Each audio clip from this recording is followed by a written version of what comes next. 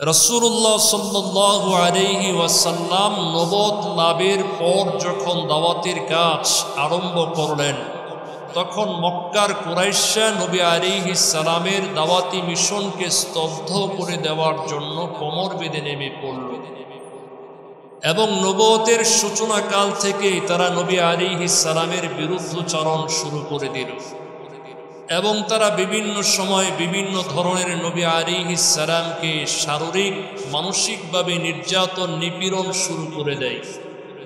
বিভিন্ন সময় তারা নবী আলাইহিস সালামকে নিয়ে ঠাট্টা বিদ্রূপ হাসি তামাশা মস্করা করতে লাগলো। এবার মক্কার কুরাইশরা সিদ্ধান্ত নিল যে এবার মুহাম্মদকে শুধুমাত্র মানসিকভাবে নির্যাতন আর নিপীড়ন নয়, মানসিকভাবে নির্যাতন নিপীড়ন করার পাশাপাশি শারীরিকভাবে নবী মুহাম্মদকে তারা নির্যাতন নিপীড়ন করার সিদ্ধান্ত গ্রহণ করে। নাউযুবিল্লাহ। এক্ষেত্রে তাদের সবচেয়ে বড় লিডার ছিল আবু লাহাব। গোটা মক্কায় নবী আলাইহিস সালামকে যারা সবচেয়ে বেশি নির্যাতন নিপীড়ন করেছে, এদের মধ্যে প্রথম সারির নেতা ছিল আবু লাহাব। নবুয়তের প্রথম দিন থেকেই এই আবু লাহাব নবীজি সাল্লাল্লাহু আলাইহি ওয়াসাল্লামের বিরুদ্ধে লেগেই থাকত। আল্লাহর হাবিব বিশ্ব নবী আলাইহিস সালাম তিনি যেদিন সফা পাহাড়ের পাদদেশে কালিমার দাওয়াত প্রদান করলেন, ঈমানের দাওয়াত প্রদান করলেন, সেদিন আবু লাহাব আল্লাহর নবীর বিরুদ্ধাচরণ করলো, নবীর সাথে গুস্তাখি করলো, এমনকি আবু লাহাব নবীকে মারার জন্য উদ্যত হলো। এই আবু লাহাবের দুই পুত্র উতবা এবং উতাইবা নবী আলাইহিস সালামের দুই কন্যা রুকাইয়া উম্মে কুলসুম রাদিয়াল্লাহু আনহুমাকে বিবাহ করেছিলেন। এটা ছিল নবী আলাইহিস সালাম নবুয়ত লাভ করার পূর্বের ঘটনা। যখন নবী আলাইহিস সালাম নবুয়তের সম্মানে অলংকৃত হলেন, তখন আবু লাহাব তার দুই পুত্রকে নবী আলাইহিস সালামের দুই কন্যাকে তালাক দেওয়ার জন্য পিড়াপিড়ি জোরাজোরি শুরু করে দেয়। এক পর্যায়ে আবু লাহাবের দুই পুত্র অনেকটা বাধ্য হয়েই নবী আলাইহিস সালামের দুই কন্যাকে তালাক দিয়ে দেয়। গোটা মক্কার মধ্যে আবু লাহাবের মতো দ্বিতীয় আরেকজন নবীর দুশমন ছিল না।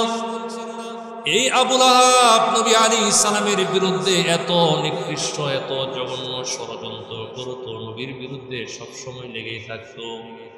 নবী আলাইহিস সালামের দ্বিতীয় পুত্র আব্দুল্লাহ অথবা ইব্রাহিম যখন শৈশবে ইন্তেকাল করলেন, এই আবু লাহাব এতটাই আনন্দিত হয়েছিল, আনন্দের অতিশয্যায় দৌড়ে মক্কার কুরাইশদের নেতাদের কাছে এসে বলল, এই তোমরা কি শুনেছ, মুহাম্মদ তো নির্বংশ হয়ে গেছে, মুহাম্মদের ইন্তিকালের পর এই পৃথিবীতে তার নাম উচ্চারণ করার মতো কোনো লোক দুনিয়াতে থাকবে না।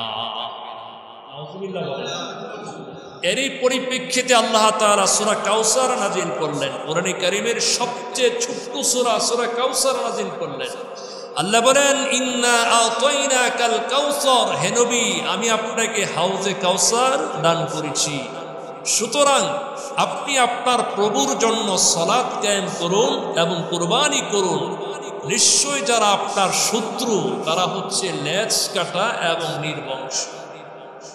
আল্লাহ বলেন, নবী আপনি এদের কথা দুঃখ পাবেন না, কষ্ট নেবেন না।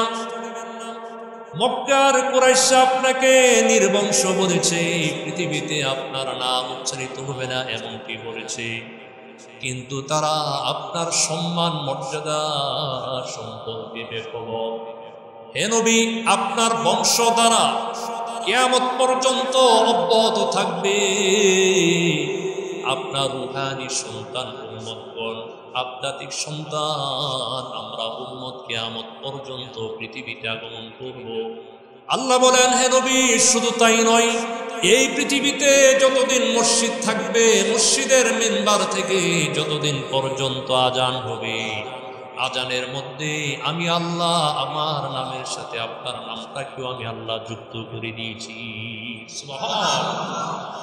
কোন মানুষের কালিমে শাহাদাত বাক্য পূর্ণ হবে না যতক্ষণ পর্যন্ত মানুষ আল্লাহ তাআলার একত্ববাদের স্বীকৃতি প্রদান করে। কিন্তু আল্লাহ তাআলার একত্ববাদের স্বীকৃতি প্রদান করার পাশাপাশি যতক্ষণ পর্যন্ত একজন মানুষ রাসূলের রিসালতের ব্যাপারে সাক্ষ্য প্রদান না করবে ততক্ষণ তার ঈমান পরিপূর্ণই হবে না।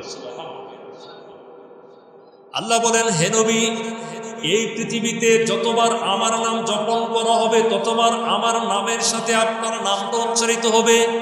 আল্লাহ বলেন, ওয়ারাফা'না লাকা যিকরাক, হে নবী, আমি আপনার আলোচনাকে কিয়ামত পর্যন্ত সমুন্নত করে দিয়েছি। এই আবু লাহাব নবুয়ত পাওয়ার প্রথম দিন থেকে নবী আলাইহিস সালামের বিরুদ্ধে একদম আঠার মতো লেগে থাকে। তার উদ্দেশ্য ছিল হজের মৌসুমে নবী আলাইহিস সালাম হাটে বাজারে দোকানপাটে যত জায়গায় মানুষকে দ্বীনের দাওয়াত দিবেন তত জায়গায় মানুষের সামনে নবী আলাইহিস সালামকে মিথ্যা প্রতিপন্ন করবে। নাউজুবিল্লাহ বলেন। শুধু নবীকে মিথ্যা প্রতিপন্ন করে এই আবু লাহাব ক্ষান্ত থাকেননি, বরং সময় সুযোগ পেলে সে পাথর মেরে নবী আলাইহিস সালামকে রক্তাক্ত করে দিত। নাউজুবিল্লাহ। এই আবু লাহাব যেভাবে আমার নবীকে কষ্ট দিত, অপরদিকে তার স্ত্রীর নাম ছিল উম্মে জামিল। কি নাম বলেন তো? উম্মে জামিল। সে ছিল আবু সুফিয়ানের বোন। এই মহিলার জবান এত নিকৃষ্ট ছিল, এত ধারালো ছিল, এত তেজি ছিল, নবী আলাইহিস সালামকে বিভিন্ন প্রকার জবান দ্বারা বিভিন্নভাবে কষ্ট দিত। মক্কার মাঝে আবু লাহাবের পাশাপাশি তার স্ত্রী উম্মে জামিল নবীকে কষ্ট দেওয়ার ক্ষেত্রে কোনো অংশে পিছিয়ে ছিলেন না। এই মহিলার হাতের অন্ধকারে দূর থেকে কাঁটা বহন করে নবীজি সাল্লাল্লাহু আলাইহি ওয়াসাল্লামের দরজার সামনে পুঁতে রাখত। আল্লাহর নবী যে রাস্তায় চলাফেরা করতেন সেই রাস্তায় কাঁটা বিছিয়ে রাখত। এ কারণে আল্লাহ তাআলা সূরা লাহাবের মধ্যে এই মহিলাকে হাম্মালাতাল হাতাব, লাকড়ি বহনকারী মহিলা বলে আখ্যায়িত করেছে। শুধু তাই নয়, সূরা লাহাবের মধ্যে আল্লাহ তাআলা আবু লাহাবের শেষ পরিণাম ধ্বংসের পাশাপাশি আবু লাহাবের স্ত্রী উম্মে জামিলের কথা আলোচনা করে বলেন, সায়াসলা নারান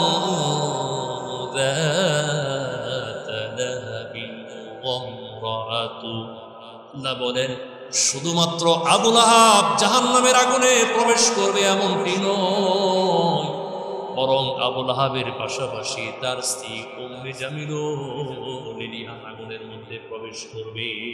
নাউজুবিল্লাহ।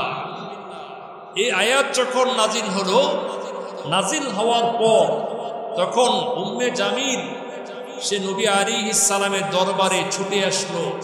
সেই সময় নবী আলাইহিস সালাম বাইতুল্লাহে তিনি বসা ছিলেন, নবীজির পাশে সাইয়েদনা আবু বকর রাদিয়াল্লাহু আনহু বসা ছিলেন। উম্মে জামিল এক মুষ্টি পাথর নিয়ে এসে আবু বকরকে বলতেছে, আবু বকর, তোমাদের সাথী কোথায়? শুনেছি সে নাকি কবিতা রচনা করে আমাদেরকে তিরস্কার করে ভৎসনা করে। আজকে যদি মোহাম্মদকে দেখতে পাইতাম মোহাম্মদের উপর এই পাথরগুলো ছুঁড়ে মারতাম। নাউজুবিল্লাহ। উম্মে জামিল ঠিকই আসলো, নবীজির সামনেও আসলো, কিন্তু আল্লাহ তাআলা উম্মে জামিলের চোখে এমন পর্দা আবরণ ডেকে দিয়েছেন নবী আলাইহিস সালামকে দেখতে পাই নাই। এই মহিলা চলে যাওয়ার পর হযরত আবু বকর জিজ্ঞেস করলেন, ইয়া রাসূলুল্লাহ, উম্মে জামিল যখন আপনার কাছে এসেছিল আমাকে দেখতে পাচ্ছিল, সে কি আপনাকে দেখতে পেয়েছিল? নবী আলাইহিস সালাম বলেন, আবু বকর, সে আমাকে কেমনে দেখবে? আল্লাহ তো তার চোখের মাঝে এমন অন্তরায় সৃষ্টি করে দিয়েছেন যার ফলে আমি পাশে বসা থাকা সত্ত্বেও উম্মে জামিল আমাকে দেখতে পাই নাই। সুবহানাল্লাহ। এই উম্মে জামিল নবীকে কিভাবে নির্যাতন নিপীড়ন করত, মানসিকভাবে কষ্ট দিত। একবার নবী আলাইহিস সালামের আঙ্গুলে আঘাত লেগে রক্ত বের হয়ে পড়লে নবী আলাইহিস সালাম তিনি আঙ্গুলকে সম্বোধন করে বললেন, হে আঙ্গুল, তুমি তো শুধুমাত্র একটি আঙ্গুল, রক্তাক্ত হয়েছ তো কি হয়েছে? এই যে তোমার থেকে রক্ত বের হয়েছে এটা শুধুমাত্র আল্লাহর জন্য, দ্বীনের জন্য বের হয়েছে, এতে আফসোসের কি আছে? এই ঘটনার কয়েকদিন পর নবী আলাইহিস সালামের কাছে জিবরাইল আমিন তিনি ওহী নিয়ে আগমন করলেন না। এদিকে উম্মে জামিল গোটা মক্কায় নবীর বিরুদ্ধে কুৎসা রটাইয়া দিল। নবীকে বলতে লাগলো, মুহাম্মদ তোমার শয়তান প্রভু তোমাকে পরিত্যাগ করেছে, তোমার প্রতি বিরাগ বাদন হয়েছে। তুলে বলেন নাউযুবিল্লাহ। এরপর আল্লাহ রাব্বুল আলামিন সূরা দুহা নাযিল করলেন। আল্লাহ বলেন, ওয়াদ-দুহা ওয়াল-লাইলি ইযা সাজা মা ওয়াদ্দা'আকা রাব্বুকা ওয়া মা ক্বালা ওয়ালাল-আখিরাতু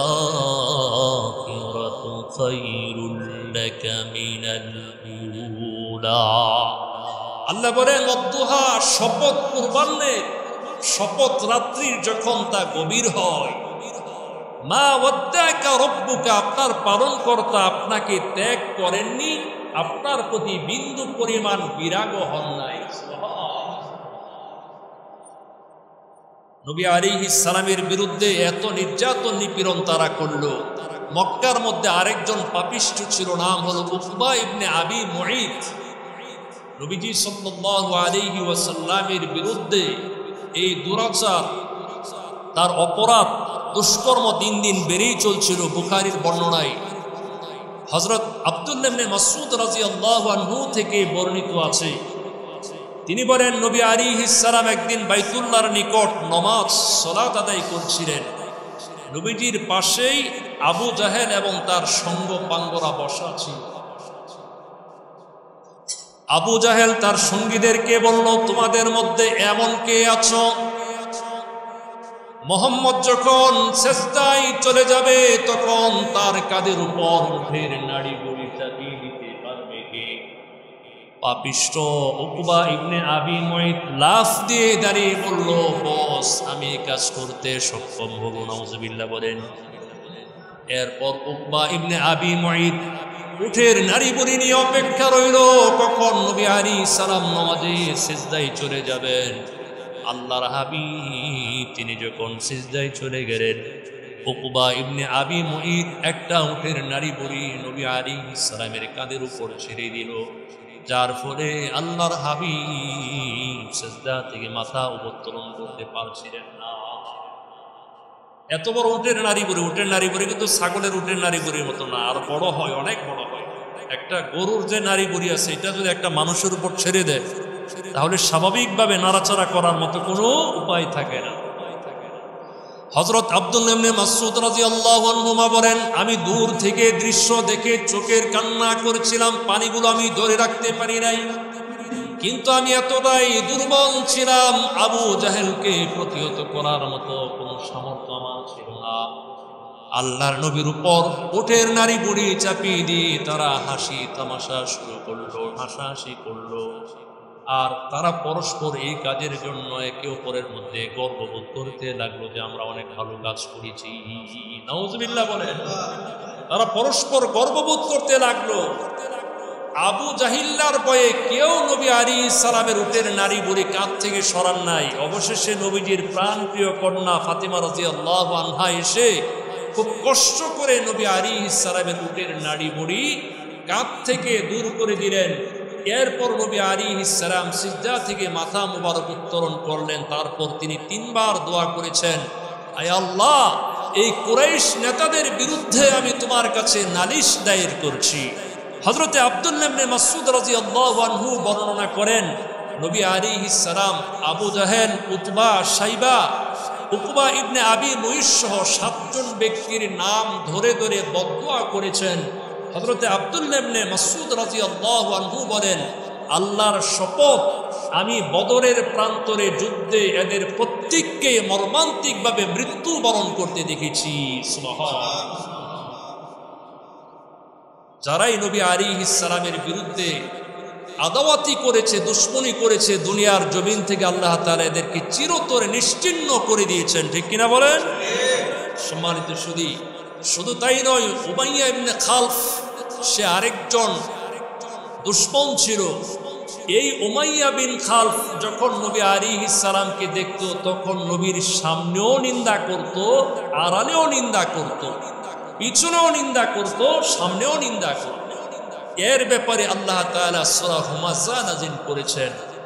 আল্লাহ বলেন, ওয়াইলুল লিকুল্লি হুমাযাতিল লুমাযা আল্লাযী জামা'a মালান ওয়া আদ্দাদা।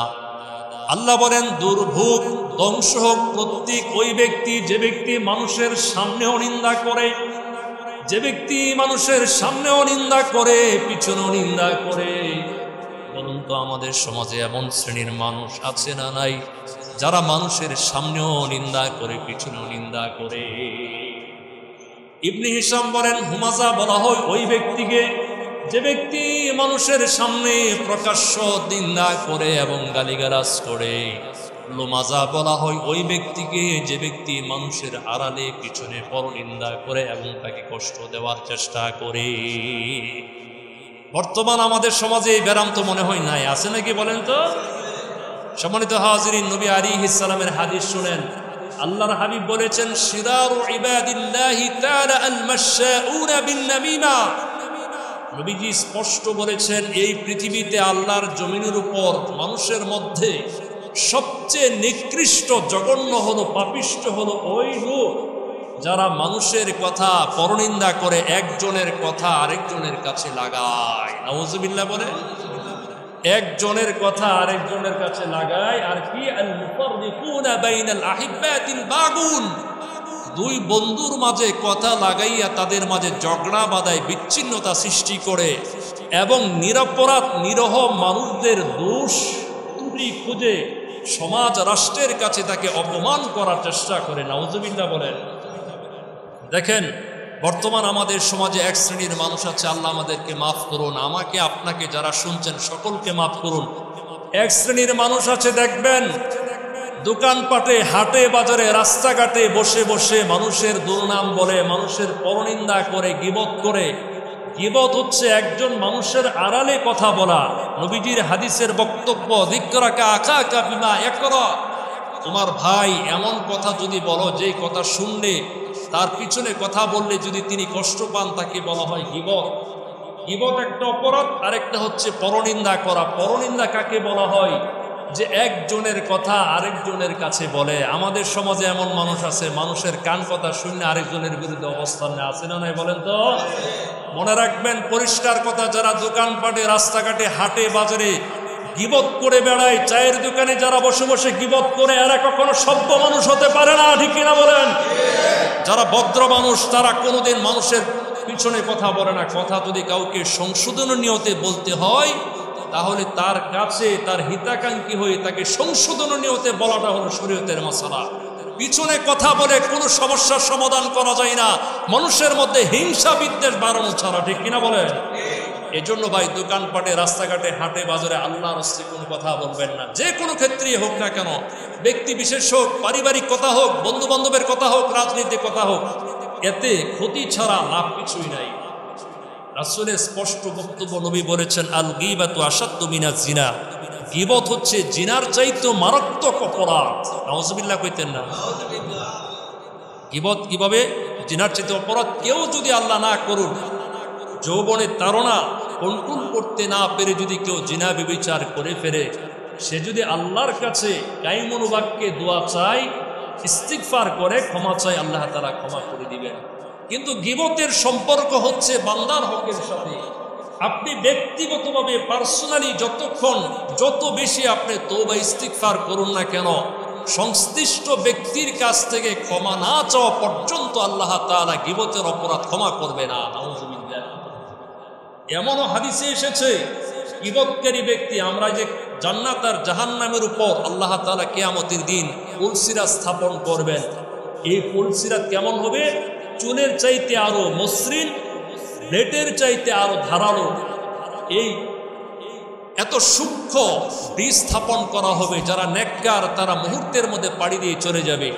কিন্তু দুনিয়ার মধ্যে নেককার কিছু বান্দা, যারা দুনিয়ার মধ্যে আমরা অন্যের গীবত করেছি, পরনিন্দা করেছি, তারা যখন ওই পুলসিরাত পার হওয়ার জন্য ওই পুলসিরাতের গোড়ায় যাবে, তখন ফেরেশতারা তাদেরকে বাধা প্রদান করবে, বলবে আগে বান্দার যে গীবত করেছো ওই গীবতের প্রায়শ্চিত্ত করে তারপরে তুমি এই পুলসিরাত পার হও। বলেন কিয়ামতের দিন এত কঠিন অবস্থার মধ্যে আমরা ওই লোকটাকে কোথায় খুঁজে পাবো যার গীবত করেছি, বান্দার হক নষ্ট করেছি, তাকে খুঁজতে খুঁজতে আমার 1000 বছর পার হয়ে যাবে। এজন্য বন্ধুরা আমার, গীবত করা যাবে না, গীবত বলা যাবে না। গীবত করা বলা শোনা একই অপরাধ। যে মজলিসে গীবত হয় যদি হাতের দ্বারা সক্ষম হয় প্রতিহত করুন, না পারেন ওই মজলিস আপনি অ্যাভয়েড করে চলে যান। আর এক শ্রেণীর মানুষ আমরা আছি, গীবত যখন একজন করে তখন তার সাথে তালে তাল মিলাই, আছে না নাই বলেন তো? কি মজা লাগে, আল্লাহ কি মজা লাগে গীবত করতে। আল্লাহ আমাদেরকে মাফ করুন। নবীজি সাল্লাল্লাহু আলাইহি ওয়াসাল্লাম যখন মেরাজের রজনীতে গমন করেছিলেন, নবী বলেছেন আমাকে এমন একটা সম্প্রদায়ের কাছে নেওয়া হলো, ইয়াখমিসুনা বিহা উজুহাহুম ওয়া সুদুরাহুম, যাদের হাতের নখগুলো ছিল তামার মতো বড় বড় নখ। এই নখ দ্বারা তারা তাদের বক্ষ এবং চেহারার মধ্যে খামচাচ্ছিল, রক্ত জড়াচ্ছিল, ক্ষত বিক্ষত করছিল। নবীজি বলেন, আমি বললাম ভাই জিবরাইল, এই মানহা উলাই এই সমস্ত লোক কারা? নবী আলাইহিস সালামকে বলা হলো এরা হচ্ছে ওই সমস্ত লোক যারা ইয়াকুলুনা লুহুমান নাস, দুনিয়ার মধ্যে মানুষের গোশত ভক্ষণ করত তথা গীবত করত। নবী আলাইহিস সালাম 2 নম্বর নবীকে বলা হলো ওয়ায়াকাউনা ফি আরাদিহিম, যারা মুসলমান ভাইয়ের ইজ্জত সম্মানের উপর আক্রমণ করত, হামলা করত। আল্লাহর হাবিব সাল্লাল্লাহু আলাইহি ওয়াসাল্লাম বলেছেন সুদের মধ্যে 70টির মতো গুনাহ আছে। সুদের কয়টা গুনাহ বলেন তো? 70টির মতো গুনাহ আছে। সুদের সর্বনিম্ন গুনাহ হলো আইয়াম ইহার রাজুলা উম্মাহু, কোন ব্যক্তি যেন আপন মাকে বিবাহ করলো। জোরে বলেন নাউজুবিল্লাহ। আল্লাহর হাবিব বলেছেন সুদের সর্বনিম্ন শাখা, সবচেয়ে ছোট্ট গুনাহ হলো কোন ব্যক্তি যেন আপন মাকে বিবাহ করলো। নবী বলেন সুদের সবচেয়ে বড় জঘন্য অপরাধ হলো, শাস্তি হলো, শাখা হলো কোন মুসলমান ভাইয়ের ইজ্জত সম্মানকে ক্ষত বিক্ষত করা, ইজ্জত সম্মানের উপর আক্রমণ করা। এখন দেখেন আমাদের সমাজে সুদের সবচেয়ে সর্বনিম্ন গুনাহটাও আছে, সবচেয়ে বড় গুনাহ আছে, আছে না নাই বলেন তো? সুদ তো সমাজের মধ্যে ব্যাপক হারে চলতেছে। সুদ ছাড়া আমাদের বর্তমান আমরা 95% মানুষ পরোক্ষ এবং প্রত্যক্ষভাবে সুদের সাথে সম্পৃক্ত। অন্য অপরাধকে অপরাধ মনে করলেও সুদটাকে অপরাধী মনে করে না, ঠিক কিনা বলেন? সুদটাকে কোনো অপরাধী মনে করে না। 2 নম্বর হলো একজন মুসলমান ভাইকে সমাজ, রাষ্ট্র, ব্যক্তি, পরিবারের চোখে আন্ডার এস্টিমেট করা, তাকে হেয় প্রতিপন্ন করা, এই জিনিসটা আমাদের সমাজে আছে না নাই বলেন তো? আরে তোমার সাথে তোমার ব্যক্তিগত, পারিবারিক, সামাজিক কোনো দ্বন্দ্ব থাকতেই পারে, কিন্তু তার বিরুদ্ধে অপবাদ দিয়ে তাকে আন্ডার এস্টিমেট করার অধিকার কাউকে দেওয়া হয় না, ঠিক কিনা বলেন? যদি কারোর সাথে দ্বন্দ্ব থাকে তার সাথে মিটমাট করেন, সেটা সমঝোতা আলোচনার ভিত্তিতে, কিন্তু কাউকে অপবাদ দিয়া, কাউকে হেনস্থা করা, হ্যারাসমেন্ট করা, কাউকে সমাজ রাষ্ট্রের চোখে নিচু বানানো, এটা হলো সবচেয়ে বড় জঘন্য অপরাধ। আল্লাহ আমাদের এই সমস্ত গুনাহ থেকে হেফাজত করুন, জোরে বলেন আমিন। বলছিলাম যে এই উমাইয়া ইবনে খালফ নবী আলাইহিস সালামকে দেখলেই সামনেও বলতো খারাপ, পিছনেও বলতো খারাপ। এর ব্যাপারে আল্লাহ তাআলা কোরআনের আয়াত নাযিল করেছেন। কাফেরেরা নবীকে কতভাবে কষ্ট দিয়েছে। মুসলিম শরীফের বর্ণনা হযরত আবু হুরায়রা রাদিয়াল্লাহু আনহু থেকে বর্ণিত আছে।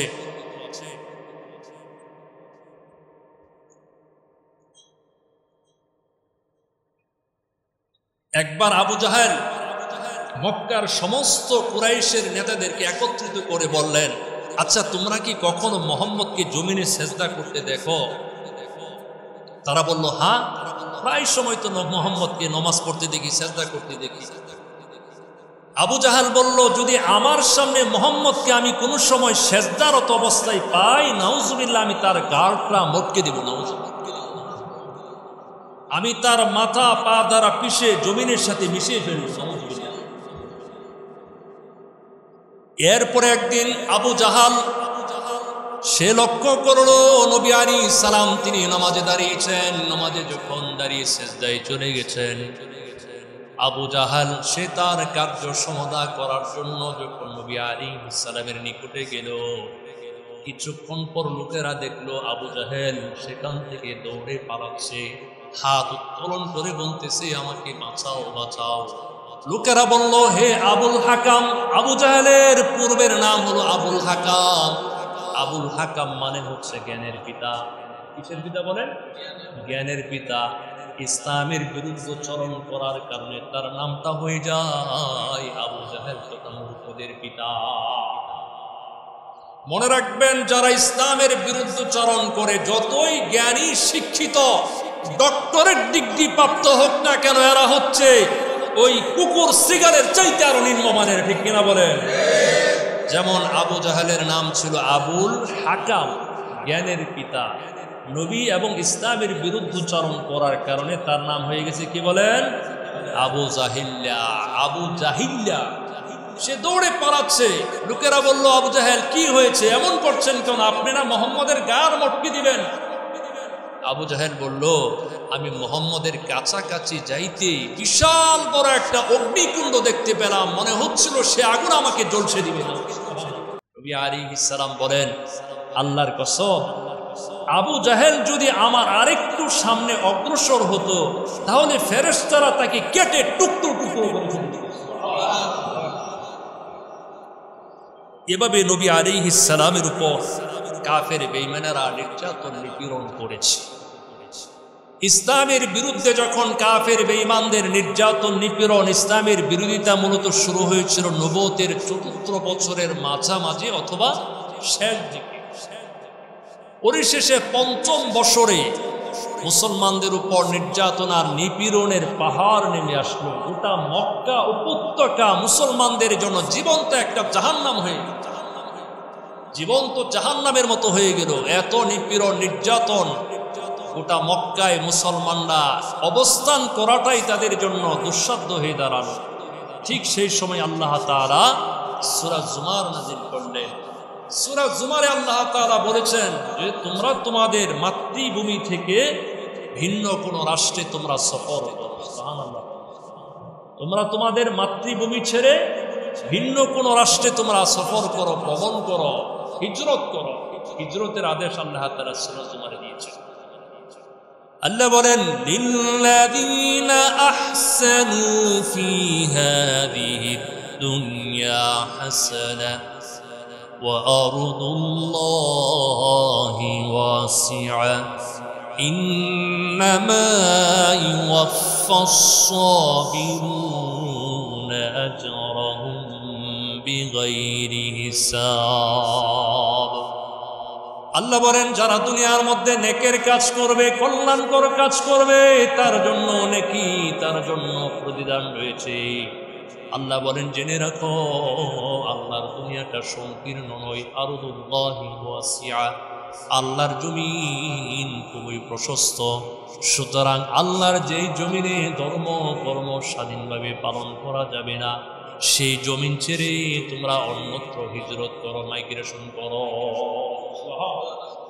যেই জমিনে আল্লাহর যেই জমিনে ধর্ম কর্ম সঠিকভাবে পালন করা যাবে না, স্বাধীনভাবে পালন করা যাবে না, সেই জমিনে থাকার কোনো সুযোগ নাই। আমরা জানি নবীজি সাল্লাল্লাহু আলাইহি ওয়াসাল্লাম যখন মেরাজে গিয়েছিলেন, আল্লাহ তাআলা নবীকে ৮টা গুরুত্বপূর্ণ বস্তু দান করেছেন। এর মধ্যে অন্যতম গুরুত্বপূর্ণ বিষয় হল হিজরত। যেই জমিনে আল্লাহর দ্বীন পালন করা যাবে না, ইসলাম ধর্ম পালন করা যাবে না, বিধিবিধান পালন করা যাবে না, আল্লাহর নির্দেশ ফাতুহাজিরু ফিহা, এই জমি ছেড়ে অন্য কোথাও তোমরা হিজরত করো। যদি কেউ হিজরত না করে, আল্লাহর কথা হচ্ছে মৃত্যুবরণ করার সময় ফেরেশতারা আমাদেরকে প্রহার করবে আর বলবে, কেন তোমরা আল্লাহর নির্দেশ পালনের নিমিত্তে তোমরা তোমাদের মাতৃভূমি ছেড়ে অন্য কোথাও হিজরত করো না। এদিকে নবীজি সাল্লাল্লাহু আলাইহি ওয়াসাল্লাম তিনি জানতে পেরেছিলেন হাবশার বাদশা আসমাহা নাজ্জাশী, যিনি অত্যন্ত ন্যায়পরায়ণ একজন শাসক, ইনসাফগার একজন বাদশা, গোটা হাবশার মধ্যে কেউ কারো প্রতি বিন্দু পরিমাণ জুলুম করে না। হাবশা নামে বর্তমান পৃথিবীর আধুনিক যে মানচিত্র নামে কোনো রাষ্ট্র পাবেন না। হাবশা নামে কোনো রাষ্ট্র বর্তমান আধুনিক মানচিত্রের মধ্যে পাবেন না। এর বর্তমান আধুনিক নাম হচ্ছে ইথিওপিয়া। কি বলে? ইথিওপিয়া। আর একটা অংশ হলো ইরিত্রিয়া। ইথিওপিয়া আর ইরিত্রিয়া এই দুটোর নাম একত্রে প্রাচীন নাম হলো হাবশা বলা হয়। কি বলা হয়? হাবশা বলা হয়। তাহলে সেই ১৫০০ বছর আগে হাবশাও একটা গুরুত্বপূর্ণ এলাকা, গুরুত্বপূর্ণ রাষ্ট্রের নাম, স্টেটের নাম। এখান থেকে ইসলামের প্রচার, ইসলামের দুর্গ হিসেবে হাবশা একটা গুরুত্বপূর্ণ এলাকা হিসেবে ছিল। কিন্তু অত্যন্ত দুঃখ পরিতাপের বিষয়, কিছুদিন আগে জাতিসংঘে ওই ফিলিস্তিনের স্বাধীন রাষ্ট্র গঠন হবে কি হবে না একটা ভোটাভুটি হয়েছিল। আপনারা কি জানেন নাকি বলেন তো? একটা ভোটাভুটি হয়েছিল। ওই ভোটাভুটিতে পৃথিবীর প্রায় ১২০-এর অধিক রাষ্ট্র ফিলিস্তিন স্বাধীন রাষ্ট্রের পক্ষে ভোট দিয়েছিল। এর মধ্যে কয়েকটা মুসলিম কান্ট্রি তারা ফিলিস্তিন স্বাধীনতার পক্ষে কোনো ভোট দেয় নাই। এর মধ্যে একটা রাষ্ট্র হলো এই হাবশা। কোন রাষ্ট্র বলেন তো? হাবশা। ইরিত্রিয়া বলা হয়, ইথিওপিয়া বলা হয়। অথচ এই হাবশা হলো ইসলামের সূতিকাগার, ইসলামের প্রচার, নিরাপদে সাহাবে কেরামের অবস্থানের একটা গুরুত্বপূর্ণ স্টেট রাষ্ট্র ছিল হাবশা দেশ। তো যাই হোক, নবীজি সাল্লাল্লাহু আলাইহি ওয়াসাল্লাম যখন জানতে পারলেন হাবশার বাদশা নাজ্জাশী তিনি একজন ন্যায়পরায়ণ আদিল শাসক, তার রাষ্ট্রের মধ্যে কেউ কারো প্রতি বিন্দু পরিমাণ জুলুম অত্যাচার করে না, তখন নবীজি সাল্লাল্লাহু আলাইহি ওয়াসাল্লাম তাদেরকে নিজেদের দ্বীন ধর্ম ঈমানকে সেভ করার জন্য মক্কা থেকে সর্বপ্রথম হাবশায় ইথিওপিয়ায় হিজরত করার জন্য নির্দেশ প্রদান করলেন। সুবহানাল্লাহ। নবুয়তের ৫ম বছর রজব মাসে সাহাবায়ে কেরামের যে দলটি সর্বপ্রথম মক্কা থেকে হাবশায় হিজরত করেছিলেন তাদের টোটাল সংখ্যা ছিল ১৬ জন। ১২ জন পুরুষ, ৪ জন হলো রোমনী নারী। এই ক্ষুদ্র দলের নেতা ছিলেন নবী আলাইহিস সালামের জামাতা হযরত উসমান রাদিয়াল্লাহু আনহু।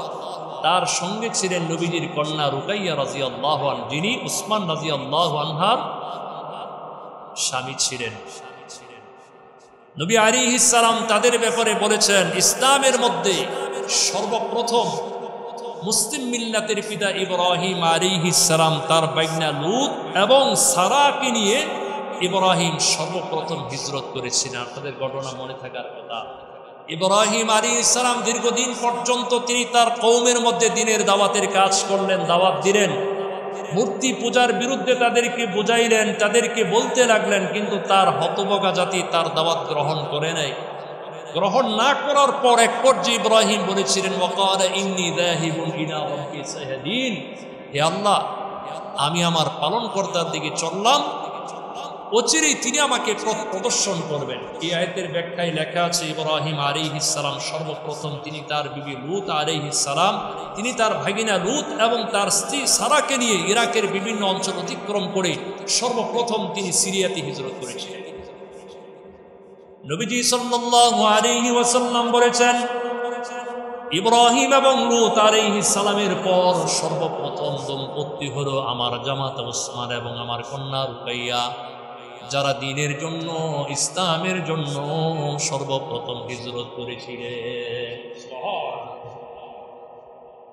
তারা সারাদিন নিজেদেরকে আত্মগোপন করে, মক্কার কুরাইশদের ভয়ে, ধরা পড়ার ভয়ে নিজেরা আত্মগোপন করে রাতের অন্ধকার যখন নেমে এলো তখন তারা ১৬ জন নারী পুরুষ হিজরতের উদ্দেশ্যে তারা তাদের বাড়ি থেকে বের হয়ে পড়লেন। তাদের লক্ষ্য ছিল লৌহিত সাগরে সাইবা বন্দর। এখন ওই সাইবা বন্দর নাম আছে, সেই ১৫০০ বছর আগে সাইবা বন্দর ছিল, এখনো আছে, ইথিওপিয়ার রাজধানী সাইবা বন্দর। সেখানে তাদের লক্ষ্য ছিল। এরপর তারা নিরাপদে সাইবা বন্দরে চলে গেলেন। ভাগ্য তাদের সুপ্রসন্ন ছিল। যাওয়ার পরে গিয়ে দেখেন বন্দরে দুটো হাবশাগামী জাহাজ নোঙর করা আছে। বর্তমান জাহাজের মতো তো না, আগেকার জাহাজ তো বিজয়ী, সেই ১৫০০ বছর। ওই ছোট ডেঙ্গি নৌকা দেখছেন না, ডেঙ্গি নৌকা, ডেঙ্গি নৌকা এখন তো মেশিন থাকে, স্টার্ট করলে দুমদুম চলে, কত সুন্দর করে রাখা হয়। আমরা যেমন দেখছি আগে ছোট ডেঙ্গি নৌকার মধ্যে পাল তুলে দিত আমাদের শীতলক্ষা নদী, কিন্তু এখন নৌকোই নেই। নৌকা দেখবো, নৌকা তখন শুধু মার্কা কলের মধ্যে লাগায় একটা নৌকা। এক শ্রেণীর মানুষের হৃদয়ের মধ্যে নৌকা স্থান করে নিতে, ঠিক কিনা বলেন? তো যাই হোক, গিয়ে দেখেন যে দুটো হাফসাগামী জাহাজ তারা উঠে পড়লেন, উঠে তাদেরকে নিয়ে যেতে লাগলো। কিন্তু কেমনে কেমনে জানি এই সংবাদটা লিকেজ হয়ে যায়। কুরাইশদের কাছে এই গোপন সংবাদের মাধ্যমে তারা জানতে পারেন যে মুসলমানদের একটা ক্ষুদ্র দল মক্কা থেকে তারা হাফসার দিকে হিজরত শুরু করে দিয়েছে। সাথে সাথে তারা ধাওয়া করে, তাদেরকে ধরে আনার জন্য, যেমনটি মুসা আলাইহিস সালাম এবং ফেরাউনের ঘটনা আপনারা জানেন। মুসা আলাইহিস সালাম তিনি তার কওমকে নিয়ে রাতের অন্ধকারে বের হয়ে পড়লেন, বনী ইসরাইলকে নিয়ে বের হয়ে পড়লেন কিপ্তি ফেরাউনের ভয়ে, ফেরাউনের সৈন্য সামন্ত থেকে বাঁচার। যেতে যেতে গিয়ে দেখে নদী নীল নদ। এখন মুসা আলাইহিস সালামের জাতি আগের থেকে এরা অকৃতজ্ঞ জাতি ছিল, মোস্ট আনগ্রেটফুল ছিল, এরা খুবই নাফরমান জাতি ছিল। মুসারে বলে, মুসা কোথায় নিয়ে এসো? পিছন হলো শত্রু বাহিনীর, সামনে হলো নদী, আমরা কি সুবাই আমার মনে। মুসা আলাইহিস সালাম বললেন, ভয় পেও না, ভয় পেও। তারা বললো, মুসা ইন্না লামুদরাকুন, আমরা তো ধরা পড়ে গেলাম। মুসা বললেন, ইন্না রব্বি মাইয়া, আমাদের সাথে আমাদের আল্লাহ আছে, ভয় পেও না। সুবহানাল্লাহ কোন। এরপর আল্লাহ পাক মুসা আলাইহিস সালামের কাছে ওহী নাযিল করলেন, পয়গম্বর মুসা তুমি নদীর মাঝে তোমার লাঠি দ্বারা আঘাত করো। আঘাত করতে দেরি আল্লাহ তাআলা সাগরের মধ্যে 12টা রাস্তা করে দিলেন। এরপর পয়গম্বর মুসা আলাইহিস সালাম 12টা জাতি নিয়ে তারা রাস্তা পার হয়ে নিরাপদে নীল নদের ওই পাড়ে চলে গেলেন। পিছন দিক থেকে ওই যে ফেরাউনের কাছে গোপন তথ্য, গোয়েন্দা তথ্য এসেছে যে মুসা আলাইহিস সালাম তিনি তার কওমকে নিয়ে পালায়ন করে চলে যাচ্ছে। সাথে সাথে ফেরাউন তার সৈন্য সামন্ত নিয়ে তাকে পশ্চাৎ-ধাবন করলো, ধাওয়া করলো। ধাওয়া করার পর আয়েশা দেখে কি সুন্দর চমৎকার শুষ্ক রাস্তা হয়ে রয়েছে। আসলে ফেরাউন তো বোঝে নাই এই রাস্তা হলো মুসা আলাইহিস সালামের জন্য স্পেশাল খাস রাস্তা, এটা হলো ফেরাউনের জন্য মরণ ফাঁদের রাস্তা। ঠিক কিনা বলেন? ফেরাউন তো উঠছে নেতৃত্ব দিয়া, আজকে তো তার শেষ পরিণাম।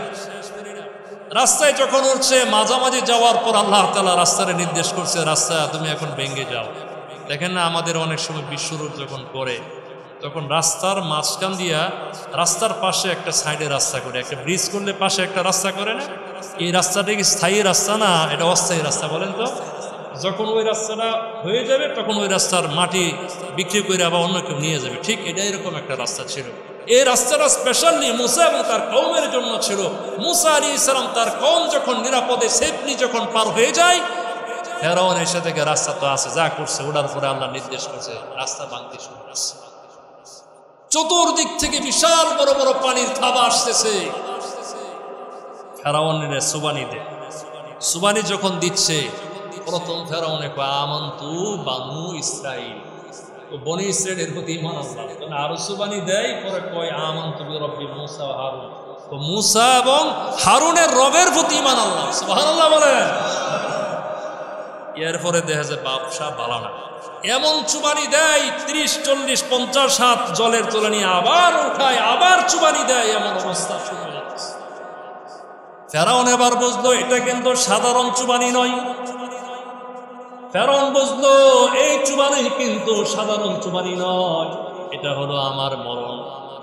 এবার ফেরাউন বলতেছে আমান্তু বিরব্বিল আলামিন, আমি বিশ্বজাহানের পালন কর্তা আল্লাহর প্রতি বিশ্বাস স্থাপন করলাম। সুবহানাল্লাহ কোন। যেই ফেরাউন সারা জীবন আল্লাহরে মানে নাই, আল্লাহরে বৃদ্ধাঙ্গুলি প্রদর্শন করেছে, নিজেই বলেছে আনা রব্বুকুমুল আলা, আমি দিস ইজ গ্রেট গড, আমি বড় আল্লাহ। বড় কথা কইছে না ফেরাউন? ফেরাউন যখন সুবানি দিছে, যখন বুঝছে আর কাজ হইতো না, এখন আল্লাহর প্রতি ঈমান আনে। কিন্তু ধরে বলেন তো, জীবনের শেষ লগ্নে মৃত্যুর কাছাকাছি সময় গিয়ে যদি কেউ ঈমান গ্রহণ করে, এই ঈমানকে আল্লাহ গ্রহণ করবে? তবে ফেরাউনরে আল্লাহ একটু সম্মান দিছে। ফেরাউনরে কি সম্মান দিছে? জীবনের শেষ লগ্নে কালিমা পড়ে মুসার প্রতি, আল্লাহর প্রতি বিশ্বাস স্থাপন করার কারণে আল্লাহ বলেন ফাল ইয়াউমা নুনাজ্জিকা বিবাদানিক, আজকে তোর দেহটাকে, তোর ফুল বডিটাকে আমি আল্লাহ সংরক্ষণ করে রাখবো, পরবর্তী প্রজন্মে যেন তোকে দেখে দেখে শিক্ষা গ্রহণ করতে। বলেন তো ফেরাউনের লাশ আছে না নাই? বলেন তো। কোথায় আছে? মিশরের জাদুঘরে আছে। এই লাশটা কয়েকশো বছর পর্যন্ত নীল নদে ভাসমান ছিল। কোনো মাছ, কোনো পিপিলিকা, কোনো সামুদ্রিক প্রাণী একটু তাকে স্পর্শ করে দেখে নাই, কারণ আল্লাহ বলেছেন আমি হারাম করে দিয়েছি গোটা পৃথিবীর জন্য, তোর লাশ পচবেও না, কেউ বক্ষণও করবে না, তার লাশ আমি জাদুঘরের মধ্যে সুটকি দিয়ে রাখবো। ফেরাউনের লাশটারে আল্লাহ সুটকি দিয়ে রাখছে। এই লাশ এরপর উত্তোলন করা হয়েছে ফ্রান্সের একজন গবেষক ডক্টর মরিস বুকাইলি, যিনি একাধিকবার লাশটাকে পোস্টমর্টেম করেছেন। পোস্টমর্টেম মানে গবেষণা করেছেন। এই গবেষণাকে কেন্দ্র করে ডক্টর মরিস বুকাইলি তখন কোরআন গবেষণা করেছেন। কোরআন পড়ে ফেরাউনের লাশ গবেষণা করে এই দুয়ের সমন্বয়ে ডক্টর মরিস বুকাইলি পরবর্তীতে তিনি ইসলাম ধর্ম গ্রহণ করে আল্লাহ তাআলার জান্নাতের মালিক হয়ে গিয়েছিলেন। তো ঠিক তারা মনে করেছিল তাদেরকে ওই পিছনে অনুসরণ করে তাদেরকে গ্রেফতার করে নিয়ে আসবে, কিন্তু আলহামদুলিল্লাহ আল্লাহ পাকের অশেষ মেহেরবানি, তারা নিরাপদে কুরাইশদের সমস্ত ষড়যন্ত্র ছিন্ন ভিন্ন করে তারা হাবশায় পৌঁছে গিয়েছিলেন। হাবশায় পৌঁছার পর তারা অত্যাচার, জুলুম, নির্যাতন থেকে নিরাপদে বসবাস করতে লাগলেন।